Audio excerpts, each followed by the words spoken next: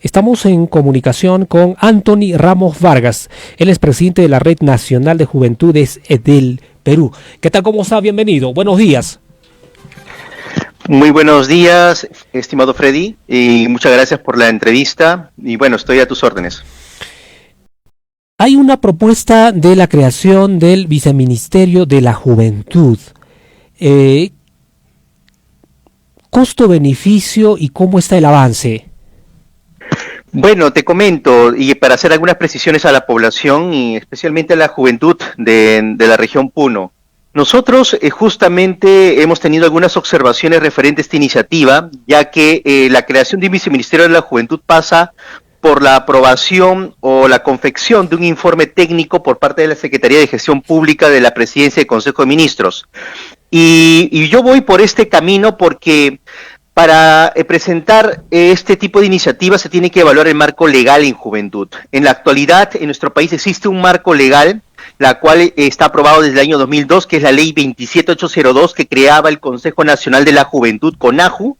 Seguramente algunas generaciones pasadas recordarán al CONAJU, pero el Consejo Nacional de la Juventud tenía rango ministerial, mi estimado Freddy. Tenía asiento y voz y no voto en la Asamblea de Consejo de Ministros, es decir, tenía rango ministerial, era un Ministerio de la Juventud, pero que no se llamaba Ministerio de Juventud, sino se llamaba CONAJU, Consejo Nacional de la Juventud. Este CONAJU era un ente sistémico, estaba conformado por 3 componentes. Uno de ellos era de sociedad civil, el otro era el órgano rector, era directamente el Estado, y un comité coordinador que era el órgano de interlocución, es decir, reunía sociedad civil y Estado para poder conversar, y 4 viceministerios. ¿Qué ha pasado con este CONAJU? Dirás, y se preguntarán los jóvenes. El CONAJU se desactiva en el año 2007. Se desactiva porque se utiliza algunos artilugios legales, maromas legales diríamos así, ¿no? Y desactivan el CONAJU con un decreto supremo.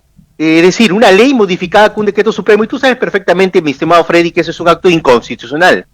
Esto se ha mostrado ante la Contraloría General de la República, se ha hecho llegar también esta información a la Comisión de Fiscalización y Contraloría del Congreso de la República, pero sin embargo, ha habido siempre digamos así, ha habido al parecer una no predisposición por parte de los órganos parlamentarios, ni tampoco de los órganos autónomos como la Contraloría o Defensoría para abordar este tema de manera profunda. Por lo tanto, se contrapone, mi estimado Freddy. Lo que podemos nosotros analizar es que la ley vigente se contrapondría con la propuesta del Poder Ejecutivo de crear un viceministerio de la Juventud, ya que legalmente existe un ministerio que no está presente, y la pregunta debería ser ¿por qué no está presente en el aparato estatal, ¿no? Orgánicamente no aparece, ¿no? En el Estado. Uh-huh. Pero ¿en qué queda finalmente? ¿Han ustedes accionado legalmente? ¿Qué se está haciendo? Mira, justamente para poder solucionar este problema, ya en el año 2017 y 18, en estos 2 años, la Oficina de Asesoría Jurídica del Ministerio de Educación, porque debemos recordar de que en nuestro país el Ministerio de Educación no solamente tiene la rectoría en educación, también tiene la rectoría en juventud. ¿Por qué? Porque dentro de la fusión por absorción que se hizo en el año 2007, que te comenté, de este decreto supremo que llevaba el órgano rector de juventud al Ministerio de Educación y lo adscribió como órgano asesor y consultor, lo que tenemos ahora es una Secretaría Nacional de la Juventud adscrito al Ministerio de Educación y que brinda asesoría y consultoría en materia de juventud.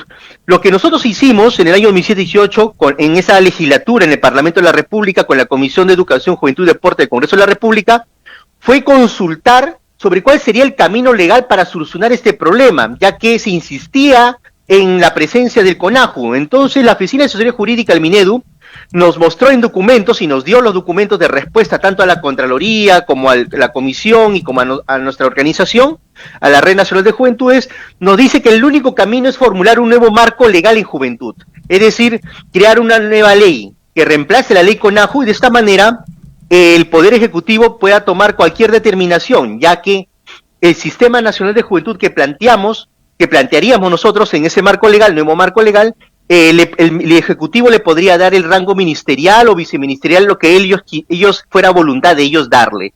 o en este caso valorar en todo caso la presencia de la juventud de acuerdo a lo que ellos crean conveniente, ¿no? Mediante un informe.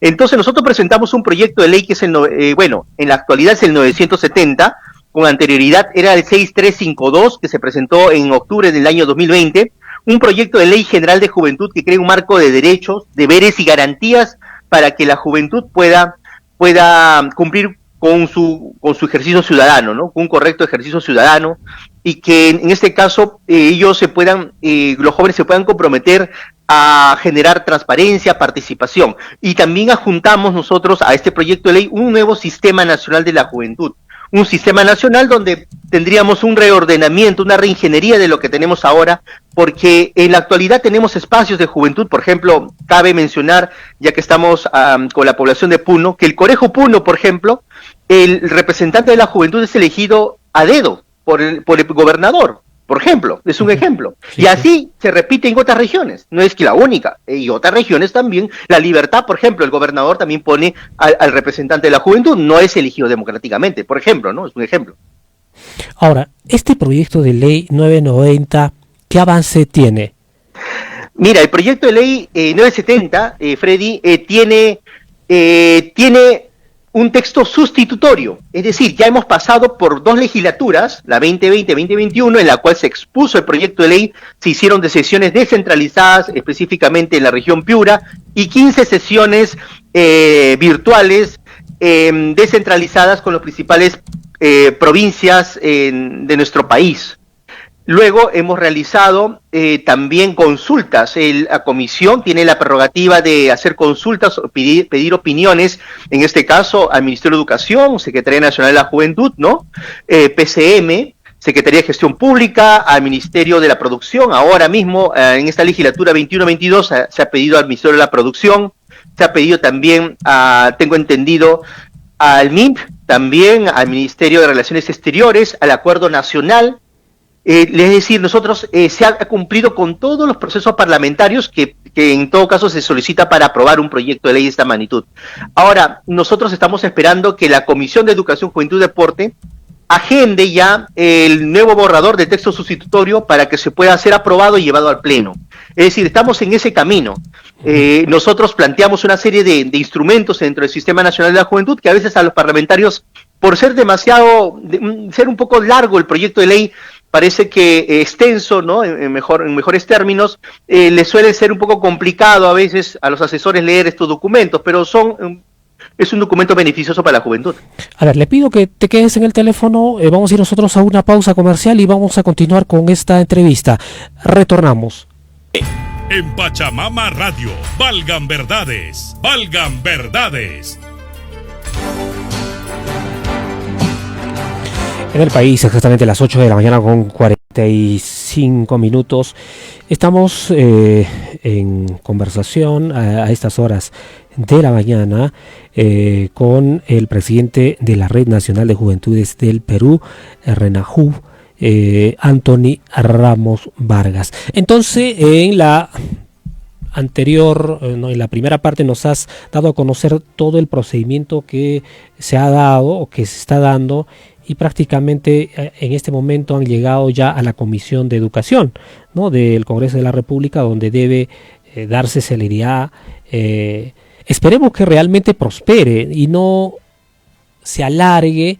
Estos temas tendrían que estar en agenda en el Congreso de la República que otros, pero no es así, pues, ¿no? Lamentablemente no es así.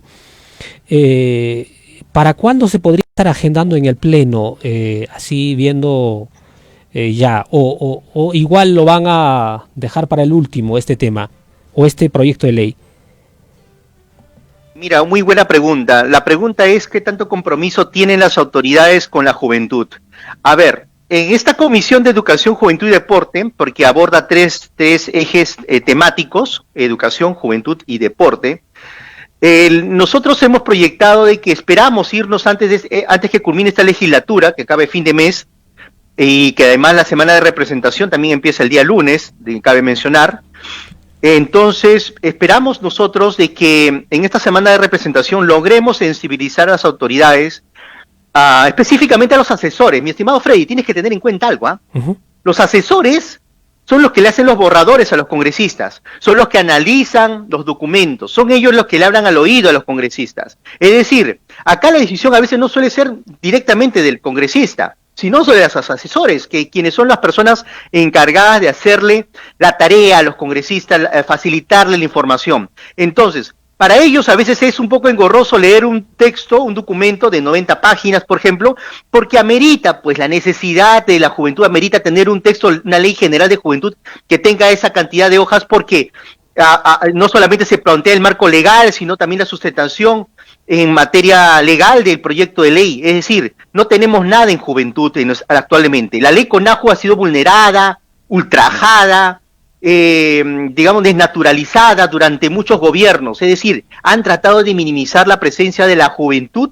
en los espacios de decisión. Esa ha sido la consigna de diferentes gobiernos. Algunos otros han buscado, y yo tengo que reconocer de que algunos otros sí han querido esclarecer un poco digo, no mucho, un poco, el tema de lo que ha sucedido con la juventud. Ahora, nosotros hemos presentado esta iniciativa legislativa desde la Red Nacional de Juventudes. Ha sido recogido, sí, por una bancada, pero nosotros estamos solicitando de que esto se pueda, antes de culminar la legislatura, sea dictaminado primero con este texto sustitutorio, y luego esperemos que para agosto, ya en esta legislatura 22-23, podamos nosotros llegar al pleno. Recuerda que el Día Internacional de la Juventud es en agosto, el 10 de agosto si no me equivoco, y el 23 de septiembre es el Día Nacional de la Juventud en nuestro país. Esperamos de que para esa fecha tengamos ya una respuesta. Si no, tendremos que cambiar el tono de diálogo con el Congreso, concretamente, porque nosotros hemos venido luchando 15 años, Freddy, 15 años, solamente para recuperar el reconocimiento de una ley, que es la ley CONAJU. No lo querían reconocer, ¿ah? Y prueba de ello, mi estimado Freddy, es que la actualización de la Política Nacional de la Juventud se hizo en el año 2019, pero tú debes recordar que te he mencionado que en el 2007 se desactiva el CONAJU. Desde el año 2011, que culmina el Plan Nacional 2006-2011, que justamente debe la población saber de que todo plan nacional, cuando culmina, se tiene que actualizar la política que crea este plan nacional, porque son los ejes, es el eje principal, digamos, para la construcción de un plan nacional, cualquiera que fuera el sector. Entonces, al culminar el plan en el 2011, el Plan Nacional de la Juventud, que dejó Alejandro Toledo, actualmente directamente se tiene que actualizar la política nacional. Por lo tanto, en el 2019, después de tantos años, mi estimado Freddy, recién se actualiza la política nacional. Es decir, pasaron prácticamente, mi estimado Freddy, nosotros hemos esperado muchísimos años, Freddy, para poder nosotros poner en agenda este tema. Es decir, esa es una muestra que a los gobiernos no les interesó actualizar la Política Nacional de la Juventud. Del 2011 al 2019, ¿qué hicieron? 8 años, Freddy, sin tener una política nacional y por último, ni siquiera tenemos tampoco un plan nacional de juventud. Por lo tanto, esa es una muestra clara que tanto le puede interesar a los gobiernos el tema juventud. Ahora nosotros buscamos, en estos últimos 5 años, impulsar una iniciativa legislativa. Lo que pasa es que los gobiernos, o el Ejecutivo en todo caso en su conjunto, jamás esperaron que los jóvenes presentaran una iniciativa legislativa. Y peor aún, que no encontraran errores o fallas, excepto algunas correcciones, seguramente gramaticales, al texto sustitutorio, o en todo caso al proyecto de ley, quizás algunos arreglos legales, quizás algunas precisiones legales que debería que hacer. Bueno, eso es lógico, porque no somos expertos tampoco, ni hemos seguido un curso de técnica parlamentaria, pero sí hemos presentado un documento competitivo y sustentable y viable. A tu conclusión, ¿por qué cree que no le dan interés al tema juventud? ¿Qué hay en el fondo? En el fondo es que la juventud organizada es un problema para cualquier gobierno, para cualquiera. Creo que eso ya está demostrado. Ahora los jóvenes se han movilizado en diferentes momentos del tiempo, de nuestra historia, se han movilizado. Ley Pulpín, por ejemplo, ¿no? Claro. El tema Merino. Y han ido desorganizados, no han ido organizados. Te voy a ser claro. Organizados es cuando tú trabajas un proceso y vienes con una plataforma y bueno, y vas y te presentas y sabes cuál es su función de cada dirigente y para que no sucedan algún tipo de desmán, ¿no? Y que esto pueda ser controlado o movilizado correctamente. Bueno, eso no ha sucedido. Pero, es decir, joven organizados sería diferente porque primero que te pondrían las cosas claras, ya que recuerda de que cada 5 años se eligen nuevas autoridades, se eligen nuevos representantes de, bueno, entre comillas, del pueblo, ¿no? Y claro, esta representación pues suele ser cuestionada muchas veces porque no todo, no siempre se gana por mayoría. Entonces, por unanimidad, digamos, ¿no? Y al final es por mayoría. Pero en todo caso, me parece que la juventud ha sido excluida de la toma de decisiones, porque en el discurso sí están incluidos, ¿ah? En el discurso todos dicen que están incluidos los jóvenes, pero en la práctica no lo están, mi estimado. Es decir, del dicho al hecho hay mucho trecho. Entonces, eso decía mi abuela. Entonces, acá hay mucho digamos, por analizar, por qué los gobiernos no desean que los jóvenes tengan un asiento o tengan voz y voto en la toma de decisiones, ya que al final se está legislando para un grupo poblacional que representa quizás ya más de 28% de la población. Incluso electoralmente somos mayoría electoral. Si nosotros quisiéramos, podríamos poner un presidente, un gobernador, y podríamos por mayoría, incluso quizás en algunas ciudades por unanimidad, a gobernadores y autoridades. Entonces esto para ellos al parecer es un peligro, ¿no? Y que la juventud se organice. Pero ¿por qué tener a jóvenes que busquen fiscalizar y transparentar gestiones? Es decir, ¿por qué tendríamos que tenerle miedo? Más bien deberíamos agradecer que los jóvenes se interesen en la política, ya que ese es el discurso que se maneja ahora. Jóvenes que estén en política, que participen. Yo creo que existen intereses, ¿no?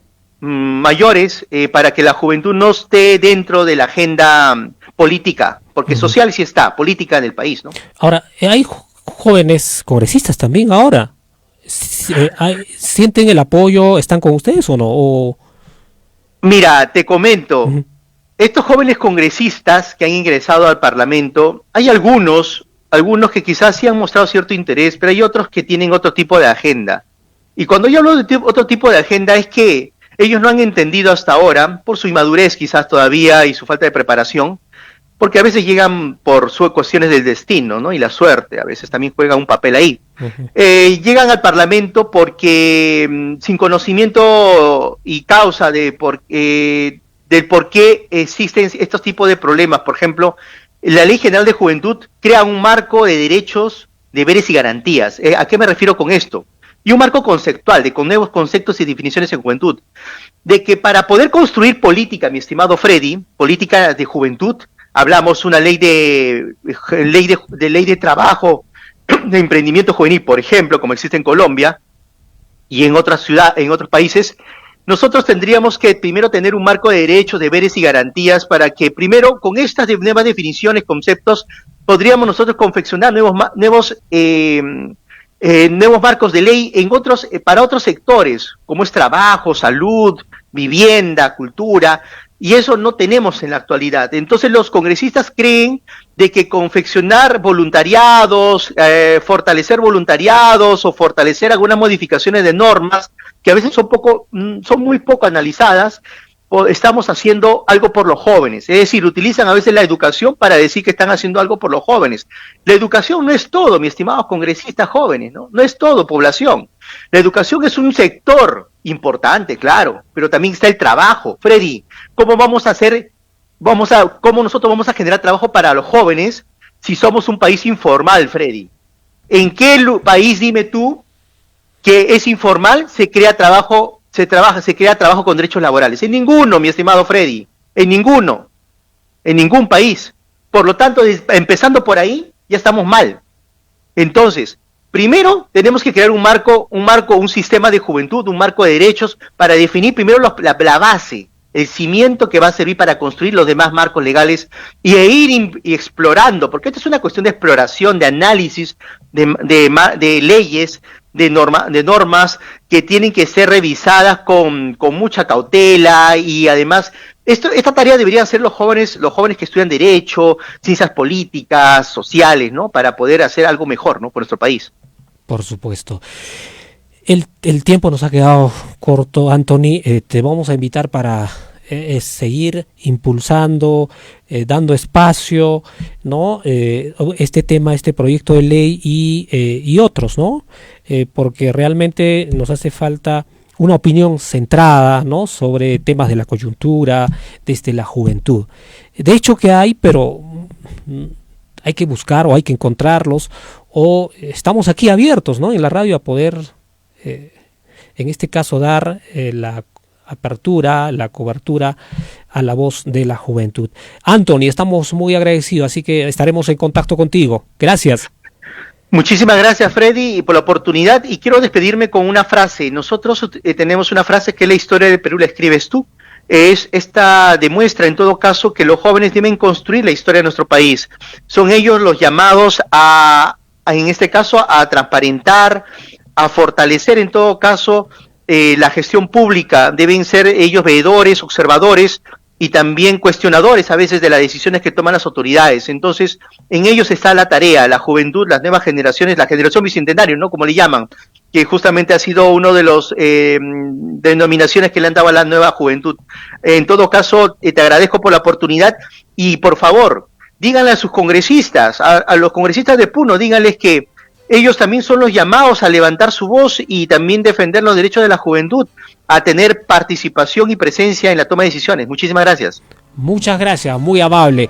Llegamos al final del programa. Esto ha sido todo por hoy. Mañana estamos nuevamente. Buenos días.